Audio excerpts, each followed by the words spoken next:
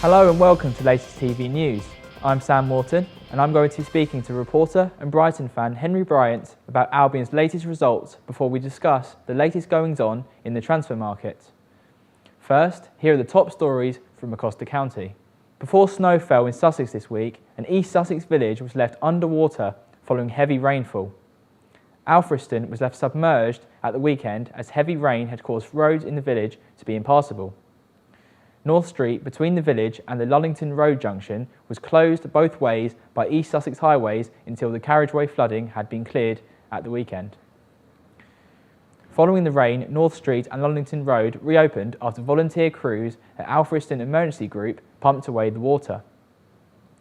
The Environment Agency had warned that several rivers were swollen and likely to cause flooding. A person has been taken to hospital with life-threatening injuries after being hit by a train at Polegate Railway Station on Monday.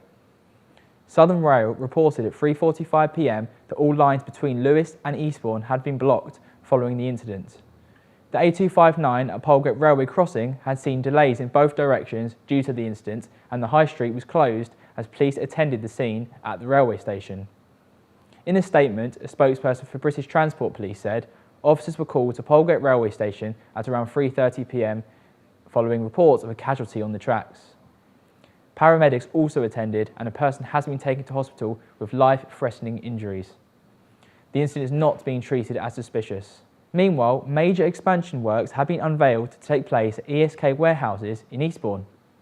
The new plans will see a new play area at the store, a new party room, as well as the garden centre doubling in size alongside the doubling of the plants that will be on sale. ESK owner Bobby Beavis said, "We have a fully stocked store with an amazing butcher, sweet shop, car wash and a cafe. It's a real lovely community that we're building. We're in talks with different local businesses to increase more franchises, and if anyone is interested, please email info@esk.co.uk. Pupils of Peacehaven Heights Academy visited Peckham for a school trip to meet England and Manchester United footballing legend Rio Ferdinand and play a football tournament in collaboration with his foundation. The day brought together 4 primary schools, Peacehaven Heights Academy, Westbridge Academy, Turnham Academy and Angel Oak Academy, where the day was held. They are all part of the STEP Academy Trust. The day was organised by the Rio Ferdinand Foundation and STEP Academy Trust as part of their commitment to promoting teamwork, hard work and positive community values among young pupils. The day involved friendly competition among students, providing them with a platform to showcase their football skills, and then a Q&A with Ferdinand himself, which was described as particularly inspirational to pupils. STEP Academy Trust and the Rio Ferdinand Foundation are working together on an exciting partnership set to be announced in the new year. Finally, BBC One's The Repair Shop team is asking viewers in Sussex to be on the lookout for any cherished items that may have been hidden away or forgotten about last year. With people fresh from packing away their Christmas decorations, the Barnes resident horologist Steve Fletcher and leather expert Susie Fletcher think this may be the time of year to prompt conversations with family about other items for the 2024 Christmas special. Susie said, "It comes around very quickly, so we need all of your wonderful items. I'm sure during Christmas you've been exchanging lots of stories as your family is together, maybe it's jogged a few memories. Please put your items forward, we'd love to see what you've got." I have Henry Bryant here with me now to speak about all things Brighton and Hove Albion. So Henry, it was a pretty successful Christmas period for Brighton. A superb 4-2 win over Tottenham was followed by a 0-0 draw and their first clean sheet of the season at West Ham. How would you assess those 2 games? Well, I think the first game, the 4-2 win against Tottenham, was brilliant and just showed that De Zerbi is really all-out attack in all situations. It doesn't matter what team it is, to put out players like Welbeck and João Pedro in the same starting 11 really does show you a level of confidence that Brighton have always had under De Zerbi, but that just hit home. And for us to get a result like that at Tottenham after they had done so well at the start of the season, Tottenham, and even their manager getting the manager of the month for the first month of the season, for us to get that win was really massive for us. And then you look at the 0-0 draw that we had against West Ham. I think it was 4 consecutive games that they'd had a clean sheet.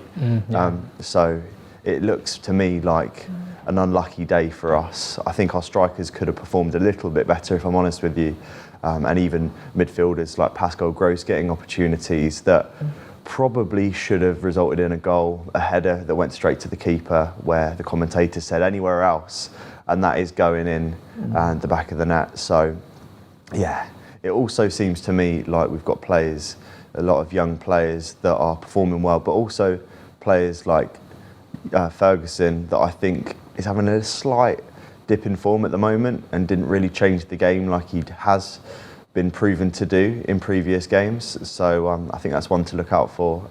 But I think, yeah, something that we can always look back on and improve on. And you mentioned that obviously West Ham had kept a number of clean sheets in a row. Brighton obviously had a lot of players unavailable for the game, as they have done seemingly for weeks and weeks now. So when you consider the context, would you say it was a point gained or 2 points dropped against West Ham? Well, I think from the point of view of a Brighton fan and the point of view from De Zerbi himself, I think you'd look at it as the positive of getting a clean sheet, but also there are 2 points dropped there because of the amount of clear-cut chances that we had. And it really did look like we were going to capitalise in the first half with that gross chance that we did have. And players like João Pedro not really hitting the target either properly and going straight to the keeper in other times. And it was quite a frustrating watch, I think, from a Brighton perspective, because we're so ruthless in front of goal when we do get that early lead. As we have seen in previous games. So I believe that it is 2 points lost, but it's not all hope lost really, as it's something that we don't normally have a 0-0. It's quite rare these days for us. So I just see it as an anomaly and that we can bounce back from that, and we have. Yeah, absolutely. And as you say, they did bounce back in style and they didn't have to wait long for the goals to return with another 4-2 win, this time at Stoke in the FA Cup. Stoke were on a bit of an unbeaten run. I think they had a long time without a win, but they were probably a tough team to beat. But Brighton go there and beat the Championship side 4-2 after actually going behind early in the game for an own goal from Jean-Paul Van Hecke. So how brilliant was that for Brighton to recover from that early setback and really show their class? Well, as you say, it was indeed a setback, and we looked a little bit sloppy going into the game. It was a team that was very strong from our perspective. And I feel like Stoke City really did try and hit us on the break, and were able to do that at times where it looked like it was going to be a match where we were going to be pipped to the post. And then once we did get that breakthrough and once we did get those 2 goals, it was a game that looked in our favour. And obviously having players like João Pedro that are just quality, and it's a slight concern that he's doing so well for us, because it feels like, you know, the amount of quality players coming out from Brighton that also get sold is something we always have to look out for. But his form at the moment has been immaculate, and to get 2 goals and really just seal off and kill off the game was something, from a Brighton perspective, we have always wanted, and we need players like that in those sort of games where it's a tough game that you don't really expect a side like that to affect us as much as they did, to make the impact and actually save our blushes, really. Yeah. Well, absolutely. I mean, it was his 4th goal in 3 games, wasn't it? Because he scored 2 against Spurs, both from the penalty spot, and obviously he's been brilliant from the penalty spot this season. But those goals against Stoke showed a different side to his game, didn't it? It was 2 really high quality goals. First one was a superb header. Second one was finishing off a lovely team move from Van Hecke, who redeemed himself with a lovely little assist as well. So. Just how brilliant it is that you've got these players that can contribute to the attacks, like, as I say, Van Hecke and Pedro, that can just be finishing it off and just be so clinical in those moments. Oh, it's been absolutely quality to watch, and I must make the point of saying Estupiñán, since he's come back from injury, has been absolutely mustard. I mean, the goals that he's been scoring, 2 absolute wonder goals, one against Tottenham, I believe, and also one against Stoke as well. Our challenge of playing in the Europa League and going to the knockout, it's amazing. It really is. And Jack Hinchelwood has really shown to everyone that route from academy level to first team, and also bossing it. He got a goal against Tottenham, and he did really well. That was in the 11th minute. That was the first goal of the game. That really set the standard.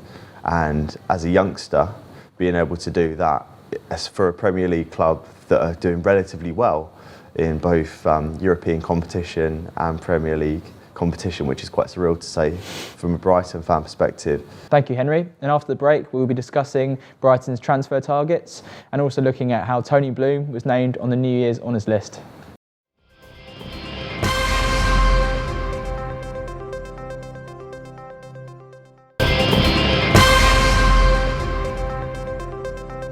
Welcome back to the latest TV news. Henry is still here with me to speak about Brighton's transfer targets, as Brighton are not back in action until January the 22nd. So, Henry, we're hearing from transfer expert Fabrizio Romano that Valentin Barco could be set to move to Brighton in a €10 million deal. It sounds like they've triggered his release clause.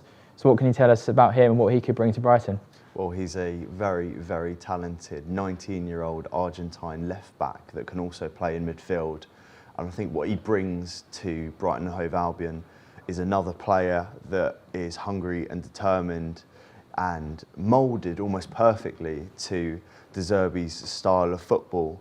And you see the way he plays, he's got quite a young look to him, but he's quite dominating, he's quite infuriating to play against, I've heard, according to some reports. And it seems like we've got a player on our hands that's got bags of potential, been linked with the likes of Manchester City before in previous transfer windows, and looks to be a really good deal, to be honest with you. A lot of real good praising things coming from him, and he's even been named in the 2021 Guardian's list about upcoming football players to watch out for. So yeah, a lot going on there.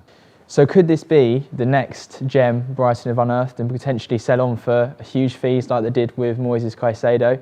Or is it now time for Brighton to keep hold of these players that they signed for relatively low fee and really make them up to the standard of the Premier League? Well, I think, Sam, that's the question on everyone's lips. Do Brighton get these players, build them up and then sell them? Or are they now going to keep some of those quality players, as we've seen with Caicedo setting a Premier League transfer record fee? I think that it's now time for us to actually hone in on keeping those players and building our squad, and hopefully offering players like this a platform to play consistent European football, fingers crossed, in seasons to come, and also a good shot at playing quality Premier League football as well. So we'll see. I've also seen on Twitter a lot of things under Fabrizio Romano's tweet about the almost inevitable transfer that might be coming up, with people saying, oh, they'll be selling them next year for this amount or this amount. So we'll see. But I really do think that at this point right now, Brighton need to hone in on that and keep their players. Yeah, no, absolutely. And Brighton have also been linked with 25 million rated Strahinja Pavlovic from Red Bull Salzburg. How would you assess him? Do you think he's someone that Brighton should be looking to bring in? Well, he's another youngster. He's in his 20s and he's also 6'4". He's a real powerhouse. And if you look at his highlights, he really does dominate the defence, and he's someone that could challenge Van Hecke for that starting position at the moment, and might even see players like Adam Webster almost out the team completely, to be honest with you. It's a real quality upgrade if we manage to get him, and I think that he has been on the radar of quite a few clubs. So if we do manage to catch him and get him for this January transfer window, then a lot of these issues that we've had in defence might be resolved to an extent, because there's a 24 match clean sheet drought that we had. No clean sheets at all. We've just broken that with the 0-0 against West Ham. So for me, I feel like getting a nice centre-back like that, who is hard as nails, might just be what we need. Yeah, and I mean, you mentioned Adam Webster. I mean, he is someone that's obviously been quite injury-prone of late, but he was pretty admirable, really, the way that he played against West Ham, despite not training very much at all when he was coming back from a long-term injury, and he performed really well. But do you really feel like with these players kind of getting older, you need more backup, and players like Pavlovic that can really come in, learn from these experienced players, including Webster and Dunn, can really just take Brighton to the next level? Absolutely. It seems like the way that we've built our team, also having young players and also experienced players that we've brought in the past few seasons with the likes of Lallana and James Milner as well. It really does give these young players a platform to learn from some of the best in the game and really get experience and knowledge from players with experience, and I think that's working really nicely at Brighton right now. And they've also been linked with Crescencio Somerville, who's been arguably the Championship player of the season so far for Leeds. How brilliant of a signing would he be to bolster those attacking ranks for Albion? I think he would be a real interesting one.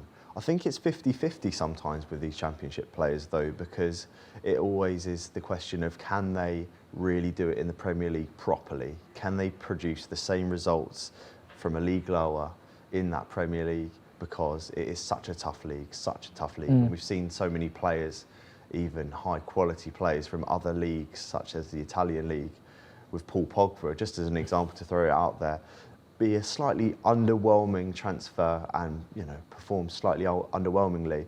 So with players like him, he's got 6 assists and 12 goals so far in the Championship.